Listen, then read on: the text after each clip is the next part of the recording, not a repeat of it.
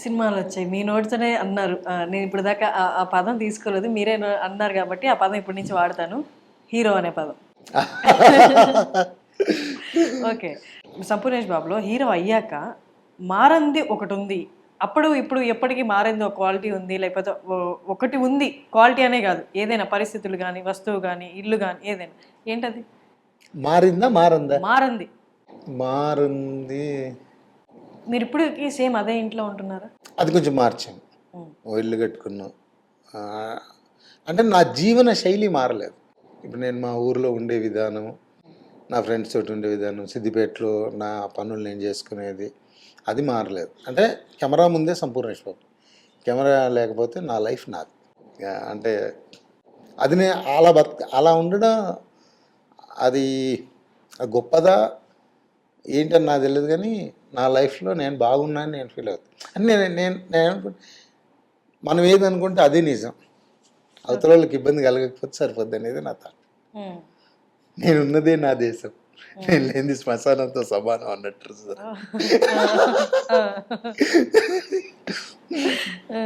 Director అన్నారు కదా, work shop అయిన తర్వాత ఏదన్నా వర్క్ షాప్ ఉంటుంది. ఆ మాట 10 ఏళ్ళ ఎక్స్పీరియన్స్ ఇచ్చిన కాన్ఫిడెన్సా, నేను హీరో అయిపోయాను అన్న చిన్న ఎక్కడో ఈగోనా? ఇప్పుడు అది నా ఈగో, అది ఈగో అయితే నేను చేయకపోయేటోని. అంటే ఒక డౌట్ ఇప్పుడు మనకు అంటే టక్మని అనిపిస్తుంది. ఇప్పుడు షర్ట్ బాగుంది, ఏంటంటే నా షర్ట్ బాగాలేదు అంటే టక్మని అనిపిస్తుంది. ఏంటి అంటే మీకు అనిపిస్తుంది, అంటే మీకు నచ్చకపోవచ్చు, ఎవరి మనస్తత్వం వాళ్ళది. అంటే అది నాకు అనిపించింది ఒక క్షణం.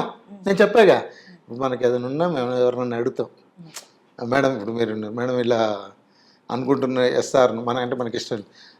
అతను ఎప్పుడైతే చెప్పగానే ఓకే చేద్దాం మేడం అన్న, నాకు అది చేయడంలో మళ్ళీ వెనక్కి వెళ్ళి నేను అది నచ్చింది. అదేదో ఒక హాఫ్ డే 1 డే కాదు, 15 రోజులు 15 రోజులు చేయించింది. అది దాంట్లో బాగా ఎంజాయ్ చేశా.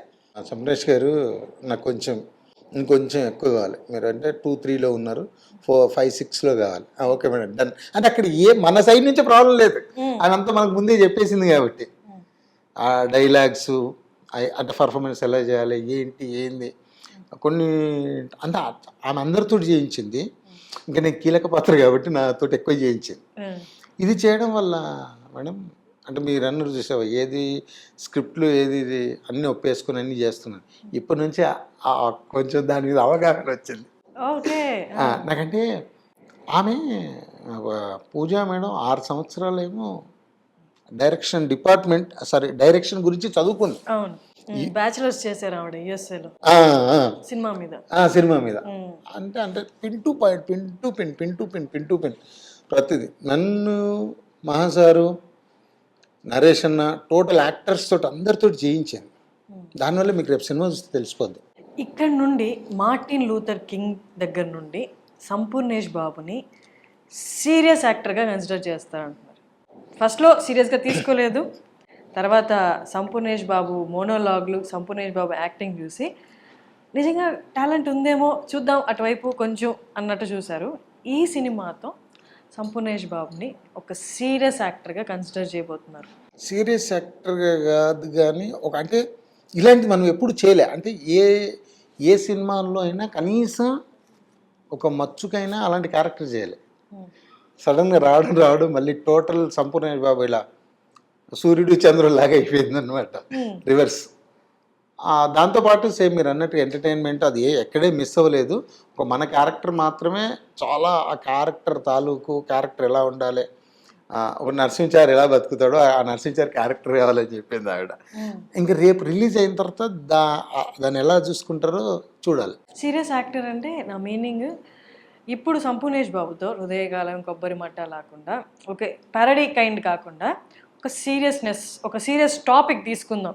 సంపూర్ణేష్ బాబుతో ఒక టాపిక్తో జనాల దగ్గరికి వెళ్ళొచ్చు, వాళ్ళకి చెప్పొచ్చు అనేది మార్టిన్ లూథర్ కింగ్ తర్వాత నుంచి కన్సిడర్ చేస్తారా? 100% అవ్వచ్చు, అవుతుంది కూడా.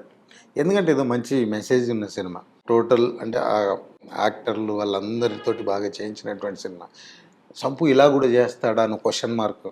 ఇప్పటికీ ఒక 5 షోలు వేసాం, ఎక్కడ విజయవాడ, నెల్లూరు, కర్నూలు, వరంగల్లో. అసలు ప్రతి ఒక్కరూ అసలు మీరు డిఫరెంట్ ఉందండి, బాగుంది క్యారెక్టర్, ఏడిపించారు, చాలా బాగుందండి క్యారెక్టర్, అంటే ఇంత అమాయకంగా ఇంత ఇదిగా కూడా మీరు చేస్తారని మేము అంటే ప్రతి ఒక్కరు ఇదే అనమాట. సినిమా చూసి నేను మాట్లాడినప్పుడు కూడా సార్ హృదయకాలం కొబ్బరి మట్టకు దీనికి చాలా డిఫరెంట్ సార్, అంటే ఇది ఒక టర్నింగ్ అనే చెప్పుకోవచ్చు నాకు యాక్టింగ్ పరంగా. ఇంకా రేపు తర్వాత ఇలాంటి కథలు వస్తాయా లేకపోతే మనం ముందు అనుకునే వస్తాయా, ఏ వస్తాయి ఏం చేస్తాం అనేది ఇప్పటికీ నేను ఆలోచించట్లేదు, వాటి గురించి వినట్లేదు. బట్ 27 రిలీజ్ కాబట్టి 27 తర్వాతనే ఆలోచిద్దాం, ఎందుకులే అన్నీ ముందే ఆలోచించుకోవడం అని ప్రశాంతంగా ఈ మార్టిన్ లూథర్ కింగ్ ఎంజాయ్ చేద్దామని చూస్తాను. నేను యాక్చువల్లీ మార్నింగ్ మీరు పిలిచినప్పుడు షోకి రావాల్సింది కానీ బట్ అవును, ముందు నుంచే ఉన్న కమిట్మెంట్స్, మార్నింగ్ 10 o'clock కూడా నాకు ఇంటర్వ్యూ ఉండే, సో అందుకు రాలేకపోయాను. ఇంకా వన్ డే అయితే సినిమా చూస్తాను. మీకు మామూలుగా తెలిసే ఉంటుంది, మీ కొలీగ్స్ అందరూ ఇచ్చి ఉంటారు కదా ఏంటి ఏంది అనేది. యా, ఇప్పుడు మీ గురువు గారు సాయి రాజేష్ గారు, మీ సక్సెస్ఫుల్ జర్నీ అంటే మీ జర్నీ ఎలా సక్సెస్ఫుల్గా సాగుతుందో సాయి రాజేష్ గారు కూడా 100 కోట్ల క్లబ్లోకి ఎంటర్ అయ్యారు బేబీ మూవీతో. మీ హృదయకాలయంతో అది మీరు ప్లాన్ చేశారు, ఒక హీరోలా చూడకూడదు, కొంచెం వెకిలిగా చూడాలి, కామెడీ పీస్లా అయిపోవాలి ఈ హీరో అని, అది మీరు ఇంటెన్షనల్గా ప్రమోషనల్ పార్ట్గానే చేశారు. తర్వాత వీళ్ళ దగ్గర మ్యాటరే లేదు, ఐ మీన్ కాన్సెప్ట్స్ లేవు, ఆ సినిమా తర్వాత జనాలు అనుకున్నది అది ప్రూవ్ చేసుకోవడానికి మీ జర్నీలో మీరు ప్రూవ్ చేసుకుంటూ వచ్చారు, వారి జర్నీలో వారు ప్రూవ్ చేసుకుంటూ వచ్చారు. ఆ హేళని మొత్తం అదంతా ఓవర్కమ్ చేసి ఇద్దరు ఒక స్టేజ్లో ఉన్నారు ఇప్పుడు. అయ్యో, ఏమన్నారు మీ గురువు గారు, కలిసారా బేబీ మూవీ సక్సెస్? అసలు లేదు, రెగ్యులర్గా కలుస్తుంటాం, అసలు అలాంటిది ఏం లేదు. అంటే మేము ఫస్ట్ నుంచి అలాగున్నామో మా ఇద్దరి మధ్యలో అలాగే ఉంది ఆ జర్నీ. అక్కడి నుంచి సేమ్ ఇప్పుడు రాయచన్న నన్ను హృదయకాలం సంపులాగానే చూస్తాడు, రేపు ఎన్ని సినిమాలు చేసినా ఏం చేసినా నేను అతన్ని అలాగే చూస్తాను.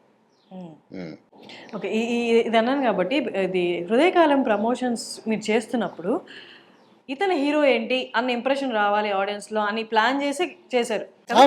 చెప్పాడు కదా, నేను క్లారిటీగా చెప్పిన, అంటే ఒక చెత్త హీరో కావాలి, అది మీరు అనుకున్నామండి, మీతో చేస్తున్నానని చెప్పాడు. ఎగ్జాక్ట్లీ. సో మీరు క్రియేట్ చేసిన ఇంప్రెషన్ అది.